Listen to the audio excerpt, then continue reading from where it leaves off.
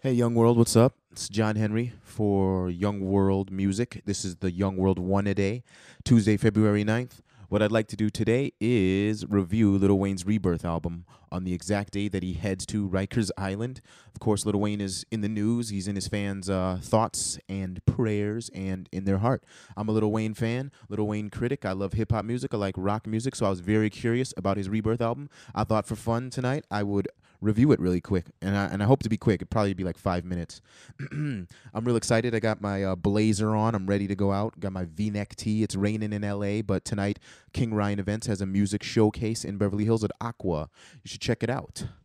You may see Jon Henry there. So, coming off basically the best period of his career after a triple platinum Carter 3, having his Young Money, Cash Money basically become the biggest rap label, urban label in music. They have pop artists like Jay Sean and they have Drake, Nicki Minaj. So they're doing real well. He decides to drop a rock album right before he goes to jail for 8 months to 12 months. That maybe confuses a lot of critics and fans. I'm okay with it. I'm curious. I love rap. I love R&B. I love rock. My own music as Jon Henry is a blend of those things. It's pop music. I'm very open-minded. I loved Kanye West's 808s and Heartbreak. I loved Kid Cudi's album. So to me, I thought this is cool. This is cool. Let's check out what Lil Wayne does. He's been learning to play guitar. He's been taking vocal lessons for years, doing these things. So I believe he's taking it seriously, and the guy just has this thing in him that wants to branch out. What you need to know are things like the producers and the sound of the music. DJ Infamous, 4 tracks. Cool and Dre, 4 tracks. Justice League, 2 tracks. And that's not the complete album, but those are the big names that I think you would want to know about. Critics have largely panned this album, meaning, kids, they're saying it ain't good. And I will get to my own thoughts.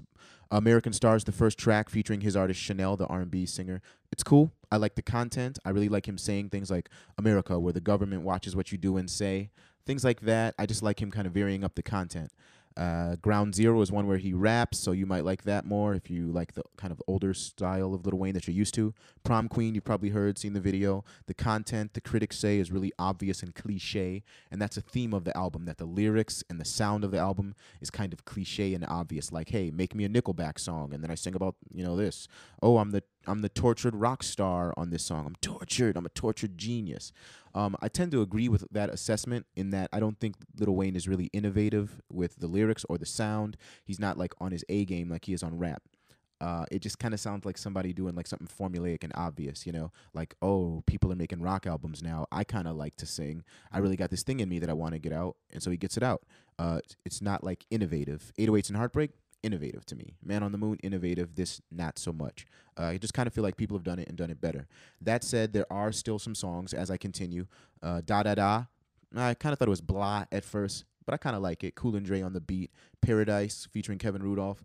Kind of sounds like a Creed knockoff. Again, that's like a theme in the music, or like M's Beautiful but not as good. And that's the theme. Again, it's just like Get a Life sounds kind of like Andre 3000. Critics really hated this one. I think it's okay. That's Jon Henry. On Fire, you've heard Cool and Dre on the beat. It's got a great sample. I think it was better used on Rick Ross's Push It. You might want to check that out. Drop the World, basically the highlight of the album. I won't even go song by song after this, but Drop the World features Eminem. You can debate over who came better, maybe in my comments section. Overall, though, I think the sound of the album, like I said, is just kind of meh. In fact, my review of the album would be meh. MEH. On a scale of whack to awesome, it's meh. I would probably, if it was just any other artist, I would listen to it if it came across my desk, and I would probably just pick out the few good songs, and then the rest just be like, I don't care if I hear these anymore.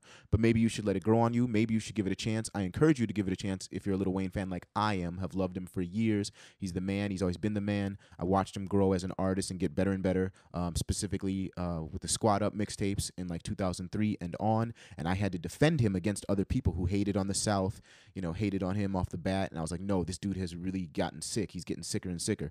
I've seen him climb up. I'm happy for all this success. The Rebirth album is just really not good. It seems like somebody kind of out their element, and they're doing it because they can. It's a vanity project. It's all the things to me that a lot of the critics said. I tried to go into it with an open mind. So that's the Jon Henry review. His album to me is meh. I am sad that he has to go to prison and that he made the mistakes that make him have to do that. I await his Carter 4, which is pretty much already done, right? That's what I've heard. So all the fans of Lil Wayne, go check out his music. All the critics, check it out. You should applaud him for taking this courageous step and just see what you think of it. Don't just listen to Jon Henry. I'm going to go kick it tonight in my Blazer, and I'll holler at y'all later. All right, thank you for checking out the Young World One today.